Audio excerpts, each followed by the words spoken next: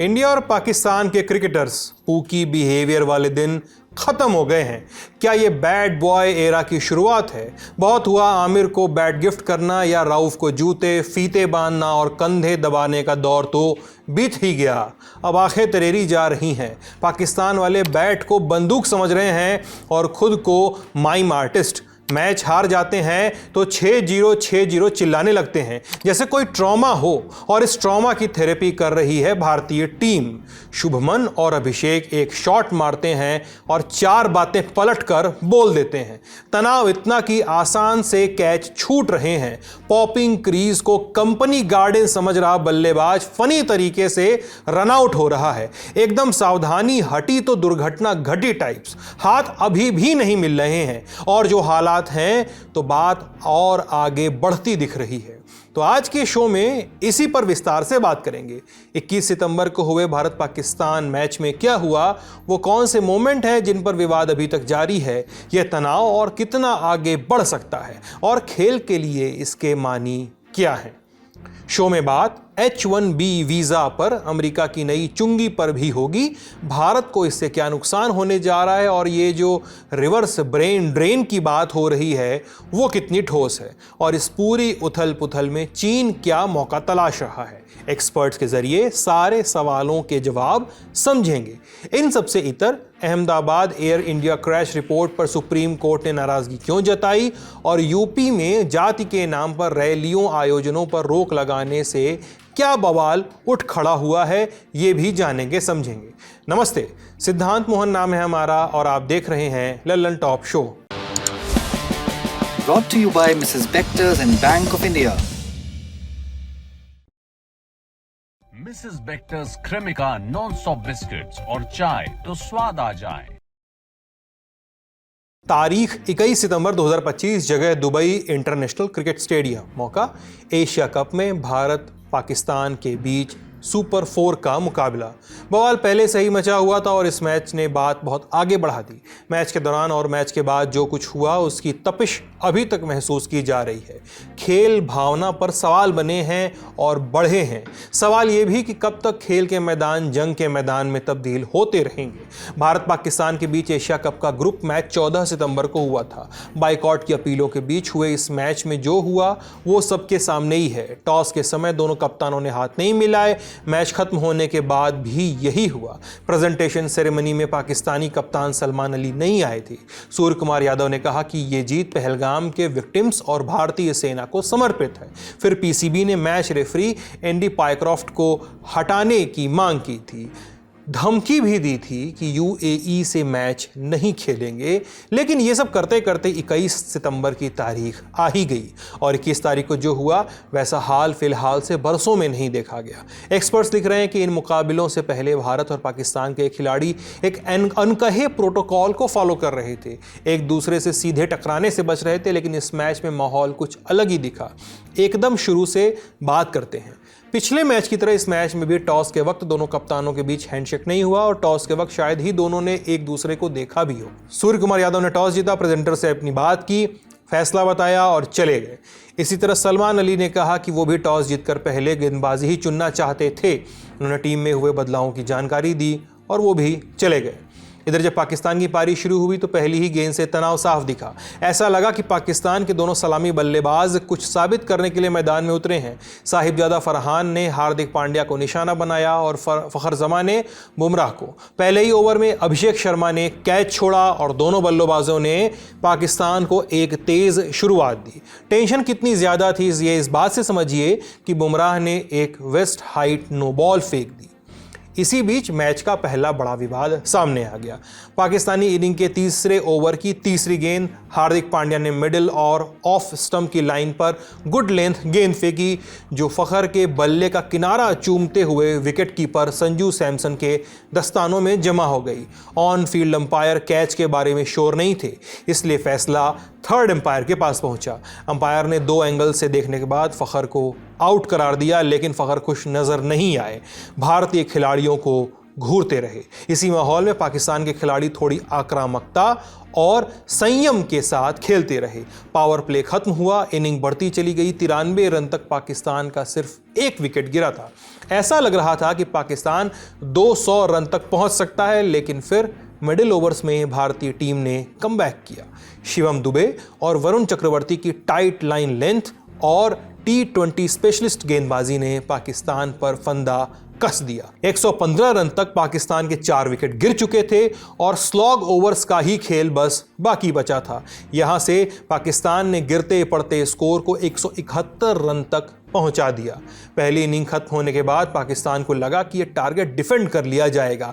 Match presentation में कप्तान सलमान अली ने यह भी कहा कि सब ठीक लग रहा था, बस भारतीय टीम ने पावर प्ले में मैच छीन लिया। तो पहले पावर प्ले में हुआ क्या? पंजाब के 2 लड़कों अभिषेक शर्मा और शुभमन गिल ने मिलकर पाकिस्तानी गेंदबाजों की रेल बना डाली। शॉट तो लगाए ही लगाए, पाकिस्तानी गेंदबाजों की स्लेजिंग का भी मुंहतोड़ जवाब दिया था। भारतीय इनिंग की पहली गेंद शाहीन शाह आफरीदी ने फेंकी, बाउंसर थी। अभिषेक ने बैकफुट पे जाकर हुक लिया और गेंद हवाई रास्ते से होते हुए फाइन लेग सीमा रेखा के पार चली गई। पहली गेंद पर मैक्सिमम पड़ा तो शाहीन से रहा नहीं गया। अभिषेक शर्मा के सामने कुछ बुदबुदा दिया। अभिषेक ने भी आंखें दिखाई।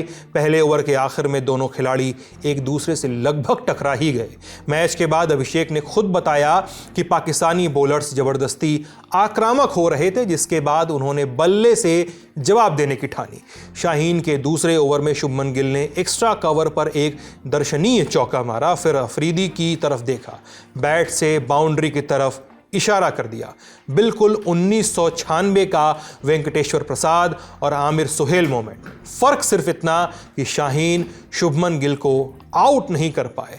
इधर हारिस राउफ का भी दोनों बैटर्स के साथ टकराव हुआ। एक मौके पर अंपायर को बीच में भी आना पड़ा। हारिस का तो एक और मोमेंट वायरल हुआ जब वो बाउंड्री लाइन पर खड़े होके हाथ से 6-0 का इशारा कर रहे थे। इशारा जिसे पाकिस्तान का प्रोपेगेंडा कहना ज़्यादा सही होगा। आप जानते ही हैं कि पाकिस्तान लगातार ये दावा कर रहा है कि उसने ऑपरेशन सिंदूर के दौरान भारत के 6 फाइटर एयरक्राफ्ट्स को गिरा दिया है। ये पाकिस्तान का दावा है। भारत के सैन्य अधिकारी ये कह चुके हैं कि ऑपरेशन के दौरान नुकसान तो हुआ, लेकिन हमने रणनीति बदलकर अपने सारे उद्देश्य हासिल किए। इनमें पाकिस्तान के 11 एयरबेस को तबाही, बर्बाद, ये सब करना भी शामिल रहा। पाकिस्तान फनी कंट्री है। वो मैच हार चुके हैं, लेकिन इस बात पर जीवन भर गाल बजा सकते हैं कि उन्होंने 4 विकेट ले लिए। पाकिस्तान के खिलाड़ियों को पीसीबी और वहां की सेना ने यह प्रोपेगेंडा करने को कहा था। हारिस राउफ से पहले पाकिस्तानी महिला क्रिकेट टीम की बैटर सिद्रा अमीन ने भी यही इशारा किया था। हारिस राउफ ने खुद मैच से पहले प्रैक्टिस सेशन में भी यही किया था और मैच खत्म होने के बाद भी खिसियानी बिल्ली खम्मा नोचे टाइप बिहेव कर रहे हैं। पाकिस्तानी सोशल मीडिया यूजर्स इसी कथित 6-0 के हवाले से लिख रहे हैं कि भारत भले ही क्रिकेट में जीत आता है, लेकिन युद्ध में तो हम आगे हैं, ऐसा वो कहते हैं। लेकिन जंग के मैदान में भी पाकिस्तान बहुत पीछे है। 11 ठिकानों पर खुदे हुए तालाबों की तस्वीरें पूरी दुनिया ने देखी हैं। पाकिस्तान वाले तालाब भर रहे हैं। पाकिस्तान वाले सिर्फ पावर पॉइंट पर ही भारत को नुकसान पहुंचा पाए हैं। इसकी भी खूब खिल्ली उड़ी है। भारतीय कप्तान सूर्य कुमार यादव से शब्द उधार लेकर कहें तो कोई मुकाबला ही नहीं बचा है। यहाँ स्कोर 11-0 का है, वो ऑल आउट हैं, और कहें तो स्कोर 93,000 बनाम 0 का भी है। उसका तो मयार कुछ और ही है। और इन सबसे इतर एक दृश्य जिस पर खूब विवाद हुआ वो रहा साहिबजादा फरहान का सेलिब्रेशन। लेकिन इसे सेलिब्रेशन कहना ठीक नहीं होगा। हुआ ये कि फरहान ने अपना 50 पूरा किया और उसके बाद अपने बैट को बना लिया राइफल। सांकेतिक अंदाज में उन्होंने फायरिंग की। क्लिप वायरल हुई। पाकिस्तानी सोशल मीडिया पर इसे सेलिब्रेट किया गया, या कहें सोशल मीडिया पर पाकिस्तानियों ने इसे सेलिब्रेट किया। कहा कि ये पठानों का अंदाज है, लेकिन भारतीय सोशल मीडिया पर इसे अलग लेंस से देखा गया, जैसे पहलगाम के निहत्थे और बेकसूर टूरिस्ट पर पाकिस्तानी आतंकियों ने गोलियां चलाई, धर्म पूछकर नरसंहार को अंजाम दिया। लोगों ने कहा कि यही है पाकिस्तानी खिलाड़ियों की असली सोच। भारत का विपक्ष भी हमलावर हुआ। रऊफ और फरहान की तस्वीरें डालकर मोदी सरकार और बीसीसीआई से सवाल पूछे कि यही दिन दिखाने के लिए मैच खिलवाया था। तो ये बहुत गलत है, क्योंकि अभी वो बिल्कुल डर नहीं है पाकिस्तान को, हमको धमकी दे रहे हैं ग्राउंड पे कि AK-47 दिखा के, और दूसरा प्लेयर जो फील्डर है वो दिखा रहा है जैसे प्लेन गिराया हुआ है 6 बार इंडिया के। तो इसमें कार्रवाई होनी चाहिए। ना मैं समझ सकती हूं कि जो ICC का चेयरपर्सन सेक्रेटरी कोई और है, जय शाह है सेक्रेटरी, ये उसके अंदर आ जाता है एशिया का। जय शाह को वो क्यों नहीं कार्रवाई कर सकते हो? अमित शाह बोला उस दिन, उन्होंने कहा गया कि हां हम चाहिए तो निकाल सकते हैं पाकिस्तान को, निकालो उसको टूर्नामेंट से, दिखा दो हमें 56 इंच की छाती कहां है प्रधानमंत्री की, जब हमारे जवान लोग मर रहे हैं, हमारे ऊपर आक्रमण कर रहा है और पाकिस्तान अभी धमकी दे रहे हैं हमें दुबई के जो धरती पे। तो इसको अमित शाह, नरेंद्र मोदी जी को जवाब देना ही पड़ेगा। सवाल यह भी उठे कि पाकिस्तान का क्रिकेट बोर्ड खेल में अपने प्रोपेगेंडा को क्यों घुसड़ रहा है, लेकिन ठीक यही सवाल BCCI पर भी उठ रहे हैं। एक्सपर्ट से डिकोड करवाते हैं। शुरू हकीकत यह है कि भारत ने किया था। भारतीय कप्तान ने, आपको याद है जी, पिछले मैच में मैच के बाद जिस तरह से जाकर पोस्ट मैच में बोला कि ये जीत पहलगाम विक्टिम्स और उनके परिवार, आर्म फोर्सेस को डेडिकेटेड है, लेकिन वहां पर उन्होंने ऑपरेशन सिंदूर का इस्तेमाल नहीं किया, उसको फील्ड ऑफ प्ले कहते हैं। फिर प्रेस कॉन्फ्रेंस में जाके उन्होंने ऑपरेशन सिंदूर का भी एक हवाला दे दिया था। पाकिस्तान ऑब्वियसली ट्रिगर्ड थे, लेकिन पाकिस्तान ने क्या किया, एक गलत रास्ता इख्तियार किया। उनको सूर्य कुमार की बजाय एंडी पायक्रॉफ्ट को मुजरिम बना दिया। अच्छा, उनको भी कुछ ना कुछ करना था। अब होता ही है ना, अब दोनों मुल्कों के अब सोशल मीडिया पे जो लड़ाई चल रही है वो तो रुकनी नहीं थी। अब पाकिस्तान और इंडिया में फर्क ये हुआ कि इंडियन कप्तान ने इंतजार किया था मैच खत्म होने का। मैच में आपने देखा होगा इंडियन प्लेयर्स ने कुछ ऐसा नहीं किया था, ना कोई टुच्ची ना कोई ओछी हरकत की। मैच खत्म हुआ, उसके बाद हाथ नहीं मिलाया, लेकिन जाके ये बोल दिया। अब पाकिस्तान ने क्या किया, मैच के दौरान आपने देखा होगा कि उलझुलू हरकतें हुई, जो उन्होंने बैट के साथ गन सैल्यूट की। हालांकि एक पुराना विजुअल आपने धोनी का भी देखा होगा, लेकिन आज आप रेफरेंस उसका समझते हैं। दूसरी बात, जब हारिस राउफ फील्डिंग करते वक्त वो कभी 6-0 बोल रहे हैं, कभी वो ऐसे दिखा रहे हैं कि जहाज क्रैश हो गया। वो सही है, वो जो मर्जी कर सकते हैं, लेकिन नतीजा क्या है भाई? आप मैच भी हार रहे हो, आप अपनी बेइज्जती भी करा रहे हो, और ये सोच और समझ का फर्क और डिफरेंस है। इंडिया ने भी सोच समझ के किया था, ऐसा नहीं है। इंडिया भी क्रिकेट के मैदान में पॉलिटिक्स लेकर आया था, पर शायद उन्होंने सोचा और समझा था। अब पाकिस्तान ने जवाब देना था, बिना सोचे बिना समझे उन्होंने वो जवाब देने की कोशिश की। लेकिन क्रिकेट के मैदान में आप पॉलिटिकल स्टेटमेंट आपकी तभी कैरी करती है दोस्त, जब आप जीतते हो। जब आप जीतते नहीं हो ना, तो आप सिर्फ और सिर्फ अपनी हार पर, अपनी खराब परफॉर्मेंस पर पर्दा डालते हैं। और पाकिस्तान में दिक्कत आपको मैं बताता हूँ क्या है, वो चूरन जो खा रहे हैं वो उससे उनको बदहजमी हो गई है। क्यों? क्योंकि वो सोशल मीडिया पे चूरन बिकता है। पिछले हफ्ते आपने देखा Pakistan cricket board chairman Mohsin Naqvi खड़का के रख देंगे। यार मतलब वो गलत पेड़ पर चढ़ने की कोशिश कर रहे थे। दुनिया का बच्चा जानता है कि उनको ट्रिगर तो इंडियन कप्तान ने किया था। भाई आपने अगर अपील करनी थी इंडियन कप्तान के खिलाफ करते ना, वो हफ्ता बीत गया, वो अपील नहीं हुई। एंडी पायक्रॉफ्ट पकड़ लिया, कभी कहते हम मैच नहीं खेलेंगे, कभी कहते ये नहीं करेंगे, वो नहीं करेंगे। तो ये थी पूरी कहानी। भारत का फाइनल में पहुंचना तय माना जा रहा है। पाकिस्तान भी अगर जैसे तैसे फाइनल में पहुंचता है तो एशिया कप में भारत पाकिस्तान के बीच एक और मुकाबला खेला जाएगा। ये शायद तो तब लेकिन इफ बट वाली स्थिति है, लेकिन परिस्थितियां तो बनी हुई हैं। आने वाले दिनों में पारा हाई ही रहेगा। अब दूसरी बड़ी खबर की बारी।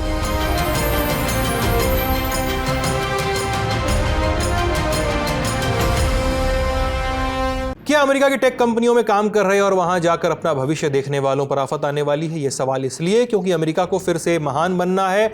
इस सनक के साथ आगे बढ़ रहे डोनाल्ड ट्रंप ने हथनी के दूध की खीर खानी चाहिए है और अब चुनौती दूध देने वाली हथनी खोजने की है।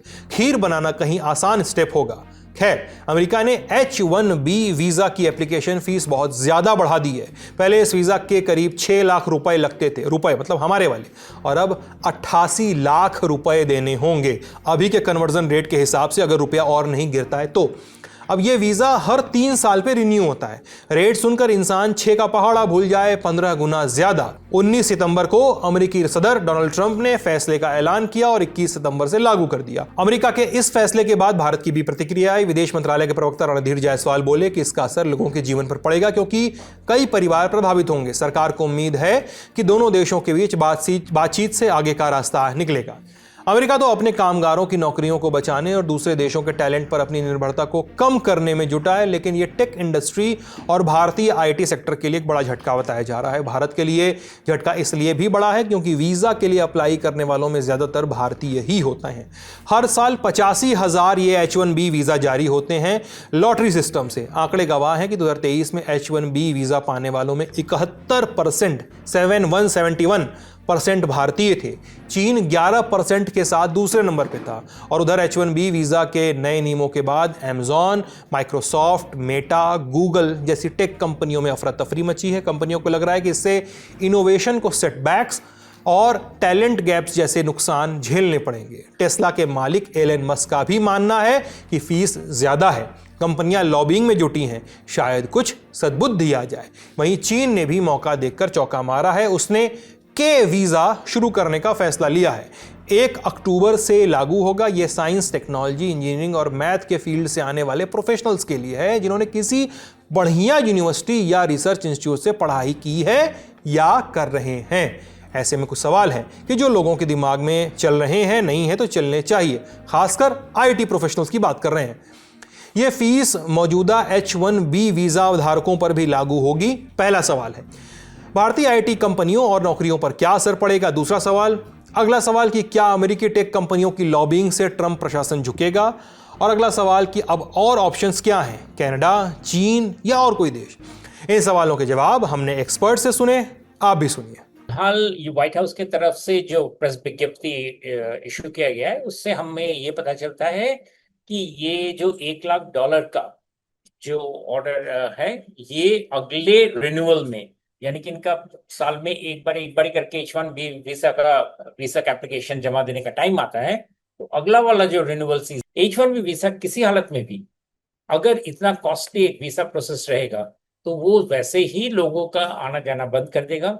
और अगर फर्दर स्टिफनिंग किया जाएगा कि इस पर ये 1 लाख है लेकिन इसके ऊपर ये फर्दर रिक्वायरमेंट्स है, तो वो तो वैसे भी और भी इस प्रोसेस को बंद करने के शामिल हो जाएगा। नहीं लगता कि किसी भी देश में कंपनी इतने बड़े हो सकते हैं कि सरकार की इतनी, जैसे कहते हैं, कोर डिसीजन को वो उलट सकते हैं।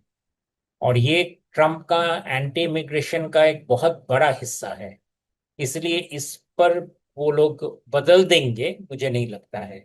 हमारे जो टेक कंपनीज हैं जिनमें TCS, इन्फोसिस वगैरह कंपनीज हैं, इन कंपनियों को उनके बिजनेस डिलीवरी का जो मॉडल है उसमें मूलभूत सुधार लाना पड़ेगा। वर्कर्स को वहां पे ले जाकर ऑन साइट जो हेल्प करने वाले, ऑन साइट चलाने वाली जो सिस्टम थी वो अभी नहीं चलेगी, कतई नहीं चलेगी, कभी नहीं चलेगी। इसलिए there need to be a radical change उनके बिजनेस मॉडल। इसलिए मोटा मोटी बात यह है कि इंडियन टेक कंपनीज को अपना जो बिजनेस मॉडल है, अभी टाइम है, 1-1.5 साल का टाइम रहेगा जिसके बीच में वो सुधार सकते हैं, बट उसमें काफी जल्दी सुधार ला सकते हैं, लाना पड़ेगा। और वही रास्ता है इसमें हमें अपना कॉम्पिटिटिवनेस बजाय रखने का। अमेरिका के इस फैसले से भारतीय प्रोफेशनल किस कदर प्रभावित होंगे ये भविष्य बताएगा। जो भी होगा हम आपको जरूर अपडेट करते रहेंगे। अब सुर्खियां। बाद अहमदाबाद में हुए एयर इंडिया क्रैश की सुप्रीम कोर्ट ने 12 जून को अहमदाबाद में हुए क्रैश की जांच पे सवाल उठाए हैं। सवाल जांच की दिशा और तेजी पे है। हादसे में 260 लोग मारे गए थे। कोर्ट ने केंद्र सरकार के नागरिक उड्डयन मंत्रालय AAIB और DGCA से जवाब मांगा है। यह हुआ है सेफ्टी मैटर्स फाउंडेशन की एक याचिका के बाद, जिसमें कहा गया है कि AAIB ने हादसे की शुरुआती रिपोर्ट में कुछ जानकारी दी थी जिससे लोग जल्दबाजी में मान रहे हैं कि गलती पायलट की थी। बार एंड बेंच की रिपोर्ट के मुताबिक NGO का दावा है कि महत्वपूर्ण जानकारी छिपाई गई है और अगर जल्दबाजी में गलती पायलट पर मढ़ दी गई तो विमान की तकनीकी खामियों पर ध्यान नहीं दिया जाएगा। मांग की गई कि जांच से जुड़े सभी डॉक्यूमेंट पब्लिक किए जाएं। याचिकाकर्ता की तरफ से सीनियर एडवोकेट प्रशांत भूषण पेश हुए। आरोप लगाया कि दुर्घटना के बाद गठित जांच पैनल में 3 सदस्य डीजीसीए से थे, इससे हितों का टकराव हो सकता है। जस्टिस सूर्यकांत और जस्टिस एनके सिंह की बेंच ने मामले की सुनवाई की। बेंच ने कहा कि शुरुआती रिपोर्ट में पायलटों की चूक का संकेत देना गैर जिम्मेदाराना था। जस्टिस सूर्यकांत बोले कि अगर कल कहा जाए कि पायलट ए जिम्मेदार है तो उसके परिवार को नुकसान होगा। कोर्ट ने कहा कि निष्पक्ष जांच की मांग सही है, लेकिन सभी निष्कर्ष पब्लिक करने से जांच प्रभावित हो सकती है। याद दिला दें कि हादसे के 1 महीने बाद AAIB ने 12 जुलाई को अपनी शुरुआती रिपोर्ट जारी की थी। इसमें हादसे के कारण ईंधन कट ऑफ स्विच को रन से कट ऑफ में ट्रांसफर करना बताया गया था। इससे सवाल पायलट की गलती को लेकर उठने लगे थे। अगली सुर्खी में बात उत्तर प्रदेश सरकार के एक फैसले की, एक आदेश की, जिसके साथ ये दावा किया जा रहा है कि ये जातिगत भेदभाव खत्म करेगा। यूपी में अब किसी भी पुलिसिया डॉक्यूमेंट में आरोपी की जाति नहीं लिखी जाएगी। FIR की कॉपी हो चाहे सर्च वारंट, कहीं भी नहीं। यही नहीं, सरकार ने अब जाति आधारित रैलियों आयोजनों पर भी पूरी तरह से रोक लगा दी है। ये सब हुआ इलाहाबाद हाई कोर्ट के एक आदेश के बाद जो 16 सितंबर को आया था।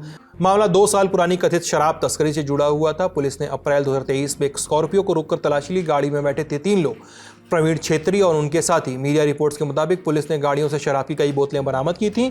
पुलिस ने आरोपियों की जाति का जिक्र कर FIR दर्ज की। प्रवीण छेत्री ने FIR और जब्ती मेमो में लिखी अपनी जाति होने पर आपत्ति जताई थी। इसको लेकर वो कोर्ट गए। इलाहाबाद हाई कोर्ट के जज विनोद दिवाकर ने सुनवाई की। कोर्ट ने कहा कि जाति का महिमा मंडन राष्ट्र विरोधी काम है। कोर्ट ने यूपी सरकार को आदेश दिया कि पुलिस के डॉक्यूमेंटेशन की प्रोसेस में बदलाव किए जाएं। सभी आरोपियों, मुखबिरों और गवाहों की जाति से संबंधित कॉलम हटा दिए जाए। आदेश के बाद यूपी के मुख्य सचिव शशि प्रकाश गोयल ने निर्देश जारी किए हैं। FIR, गिरफ्तारी मेमो, चार्जशीट डॉक्यूमेंट से जाति का जिक्र पूरी तरह हटाया जाएगा। आरोपी की पहचान के लिए पिता के अलावा माता का नाम भी लिखना जरूरी है। राष्ट्रीय अपराध रिकॉर्ड ब्यूरो यानी NCRB के crime criminal tracking network and system CCTNS में जाति भरने वाले कॉलम को खाली छोड़ा जाए। थानों के नोटिस बोर्ड, वाहनों, साइन बोर्ड्स और अन्य सार्वजनिक जगहों से जाति से रिलेटेड संकेत, नारे या प्रतीक हटाए जाएंगे। केंद्रीय मोटर वाहन नियमों में बदलाव कर गाड़ियों पर जाति आधारित नारों पर भी बैन लगाया जाएगा। जाति आधारित रैलियों या कार्यक्रमों पर पूरी तरह से भी प्रतिबंध लगेगा। सोशल मीडिया और डिजिटल मीडिया पर जाति का महिमा मंडन या नफरत फैलाने वाले कंटेंट के खिलाफ IT नियमों के तहत कार्रवाई होगी। SC/ST एक्ट जैसे मामलों में जहां जाति का जिक्र कानूनी रूप से जरूरी हो, वहां छूट रहेगी। विपक्ष ने इस फैसले पर सहयोगी सरकार को घेरा है। अखिलेश यादव, सपा प्रमुख, यूपी के पूर्व CM और कन्नौज सांसद, उन्होंने X पर पोस्ट करके सवाल उठाए हैं और 5000 सालों से मन में बसे जातिगत भेदभाव को दूर करने के लिए क्या किया जाएगा और वस्त्र, वेशभूषा और प्रतीक चिन्हों के माध्यम से जाति प्रदर्शन से उपजे जातिगत भेदभाव को मिटाने के लिए क्या किया जाएगा और किसी के मिलने पर नाम से पहले जाति पूछने की जातिगत भेदभाव की मानसिकता को खत्म करने के लिए क्या किया जाएगा और किसी का घर धुलवाने की जातिगत भेदभाव की सोच का अंत करने के लिए क्या उपाय किया जाएगा और किसी पर झूठे और अपमानजनक आरोप लगाकर बदनाम करने के जातिगत भेदभाव से भरी साजिशों को समाप्त करने के लिए क्या किया जाएगा। अगली सुर्खी प्रधानमंत्री नरेंद्र मोदी के नॉर्थ ईस्ट के दौरे से जुड़ी हुई है। आज यानी 22 सितंबर को PM मोदी अरुणाचल प्रदेश और त्रिपुरा के दौरे पे थे। वो अरुणाचल प्रदेश की राजधानी ईटानगर पहुंचे। यहाँ उन्होंने 5100 करोड़ रुपए के नए प्रोजेक्ट्स की नींव रखी। इसमें 2 बड़े हाइड्रो प्रोजेक्ट्स शामिल हैं। कांग्रेस पर अरुणाचल को नज़रअंदाज करने का आरोप लगाया। बोले कि आज 3 वजहों से वे अरुणाचल आए हैं। आज का ललन टॉप शो यहीं तक। अपना ख्याल रखिएगा, स्वस्थ रहिएगा। बहुत बहुत शुक्रिया।